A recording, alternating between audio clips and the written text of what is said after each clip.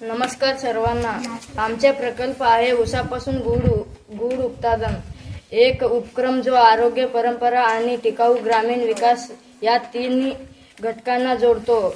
आजच्या काळात साखरेचे अतिसेवन आरोग्यासाठी धोकादायक ठरले आहे. डायबिटीज, स्थूलता आणि इतर अनेक आजार त्यांच्याशी संबंधित आहेत. दुसरीकडे ऊस शेतकऱ्यांना त्यांच्या पिकाचे योग्य मूल्य मिळत नाही, कारण बहुतांश ऊस औद्योगिक साखर कारखान्याकडे जाते, जे प्रक्रियेमुळे शेतकऱ्यांना कमी नफा मिळतो आणि पारंपरिक गूळ जॅगरी बनवण्याची कला हळूहळू नष्ट होत चालली आहे.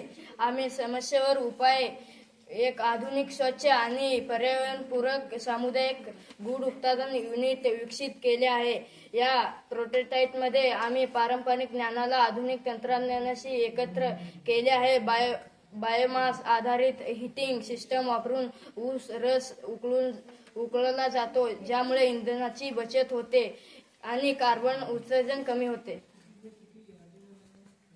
पारंपरिक लोखंडी पातेल्याऐवजी आम्ही स्टेनलेस स्टील प्रसंगी वापरले आहे, ज्यामुळे स्वच्छता आणि उत्पादनाची गुणवत्ता दोन्ही सुधारते.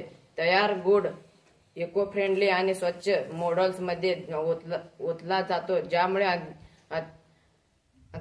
अंतिम उत्पादन सुरक्षित आणि आकर्षक दिसतो. शिवाय आम्ही गुणवत्ता चाचणी उपकरणे समाविष्ट केली आहेत, जेणेकरून प्रत्येक बॅचची शुद्धता आणि चव टिकवून ठेवलेली जाईल. या प्रकल्पाचा आणि एक महत्त्वाचा भाग म्हणजे मूल्यवर्धन आणि ब्रँडिंग. आम्ही पारंपरिक गूळ पलीकडचे विचार करून गूळ पावडर, गूळ कॅडी आणि गूळ सिरप सारखी आधुनिक उत्पादने तयार केली आहेत, जी बाजारात साखरेची तुलनेत आरोग्यदायी पर्याय देतात. हे सर्व उत्पादन स्थानिक सेंद्रिय लेबल अंतर्गत विकले जातील, ज्यामुळे ग्राहकांना आणि गुणवत्ता मिळते, तसेच ग्रामीण शेतकऱ्यांना थेट बाजारपेठ मिळते. आमच्या टीमने या कल्पनेवर काम करताना शेतकरी, आरोग्य तज्ज्ञ आणि पारंपरिक अन्य उत्पादकांशी संवाद साधला, ज्यामुळे फीडबॅकानुसार आम्ही स्वच्छता मानके अधिक चांगली केली आणि पारंपरिक स्वाद टिकवून ठेवला. सध्या आमच्याकडे आंशिकपणे कार्यरत प्रोटोटाइप आहे, जो बायोमास हीटिंग आणि स्वच्छ प्रोसेसिंगवर चालतो.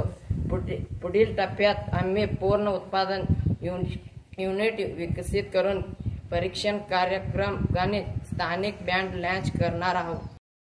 ऊसापासून गूळ उत्पादन हा प्रकल्प फक्त अन्न प्रक्रिया सुधारण्याबद्दल नाही, तर ग्रामीण अर्थव्यवस्थेला बळकटी देण्याबद्दल, शेतकऱ्यांना स्वावलंबी बनवण्याबद्दल आणि आरोग्यदायी समाज घडवण्याबद्दल